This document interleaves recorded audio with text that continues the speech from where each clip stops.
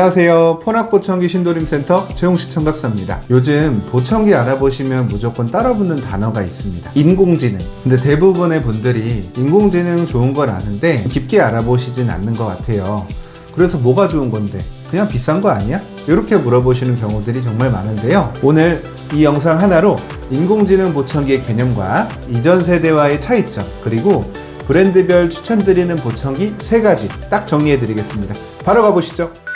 기존의 보청기는 아날로그에서 디지털, 디지털에서 머신러닝, 그리고 이제는 DNN 방식으로 진화를 하고 있습니다. 그리고 최근에는 더 고도화된 DNN 2.0 기반의 기술까지 보청기에 접목되기 시작했는데요. 그럼 아날로그 방식부터 한번 알아볼까요?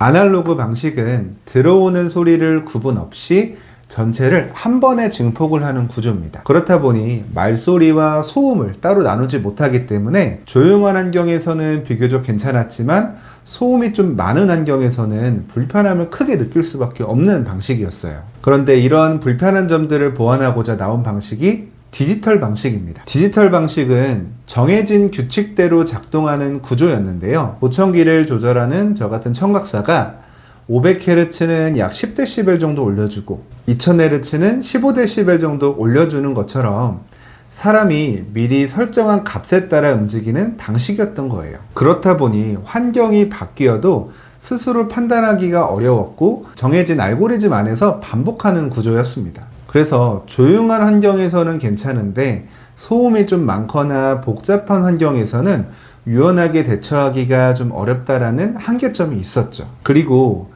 그 이후에 인공지능 기술이 점점 발전해 오면서 보청기에도 이런 인공지능 기술을 적용하려는 시도가 계속 이어졌고요.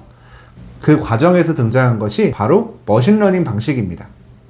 머신러닝의 핵심은 사용자 데이터 기반으로 패턴화하는 학습이라고 볼 수 있고요. 사용자가 특정 환경에서 볼륨을 줄이거나 설정을 변경하는 행동을 하게 되면 그 데이터를 학습해서 비슷한 상황이 발생했을 때 자동으로 조정을 해주는 방식이라고 볼 수 있어요. 하지만 이 방식에도 분명 한계는 있었어요. 새로운 환경이 마주치거나 복잡한 소음이 섞여 있는 상황에서는 완벽하게 대응하지 못하는 경우가 생겼는데요. 그래서 이런 한계를 극복하기 위해 등장한 방식이 바로 DNN이 탑재된 인공지능 방식입니다. DNN은 인간의 청각 처리 방식을 모방한 구조인데요.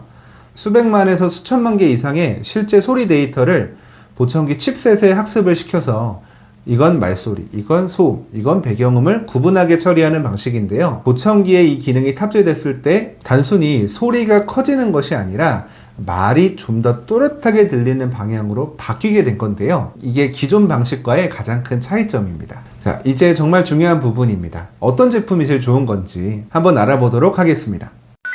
먼저 스위스의 폰학이에요. 특히 스피어는 전용 AI 칩에 가장 최신 버전의 DNN 네트워크가 탑재되었는데요. 소음 환경에서도 자동으로 소리를 분류해 주기 때문에 스피링 모드를 활성화를 하게 되면 말소리 이해도를 담당하는 SNR이 크게 향상된다는 점이 특징입니다. 다음으로는 오티콘의 인텐트 모델인데요.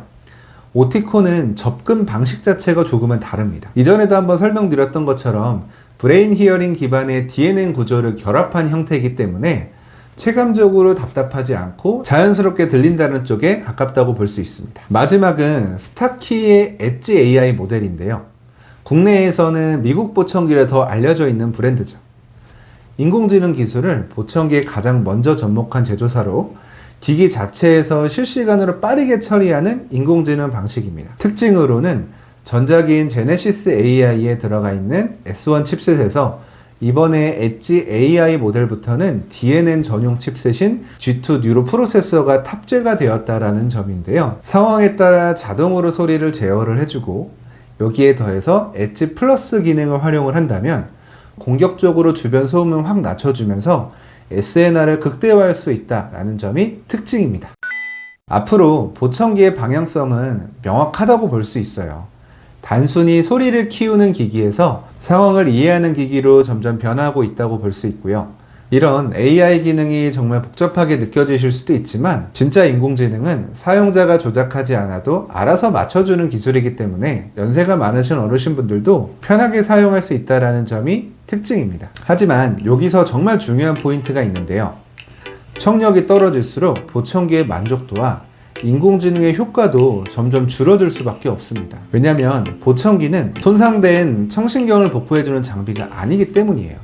그래서 나의 잔존 청력이 조금이라도 남아있을 때 사용할수록 인공지능의 효과를 더 크게 느낄 수 있다고 보시면 됩니다. 만약 일상생활에서 되묻는 상황들이 자꾸 늘어나고 있다면 청력 검사부터 받아보시는 것을 추천드립니다. 오늘은 인공지능의 기능과 그의 역할, 그리고 최신 인공지능에 적용된 모델 3가지까지 한번 알아봤는데요. 인공지능 보청기는 소리를 키우는 기술이 아니라 소리를 구분하는 기술입니다. 그렇기 때문에 같은 인공지능 보청기라도 누가 어떻게 맞추냐에 따라 결과는 완전히 달라질 수밖에 없습니다. 기기 성능이 절반이라면 피팅이 나머지 절반입니다. 그렇기 때문에 정말 중요한 거는 어떻게 맞추느냐입니다. 이제는 단순히 가격만 비교하기보다 내 청력을 믿고 맡길 수 있는 전문가를 기준으로 보청기를 선택하시는 것을 추천드립니다. 지금까지 신도림 포납보청기 최용식 청각사였고요. 오늘 영상이 도움되셨다면 구독과 좋아요 한 번씩만 꼭 부탁드리도록 하겠습니다. 시청해주셔서 감사합니다.